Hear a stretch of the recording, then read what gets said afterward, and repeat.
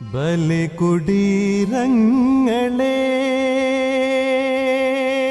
വെള്ളിപ്പറമ്പ് 6-2 കലാകായിക സാംസ്കാരിക രംഗത്ത് 32 വർഷങ്ങളുടെ ജീവസുറ്റ പ്രവർത്തന വൈപുല്യത സ്വന്തമായുള്ള അനശ്വര കലാവേദി ആൻഡ് ലൈബ്രറി സംഘടിപ്പിക്കുന്ന പ്രദീപ്ത സ്മരണ 2024 ഡിസംബർ 4, 5, 6 തീയതികളിൽ നാടകോത്സവം.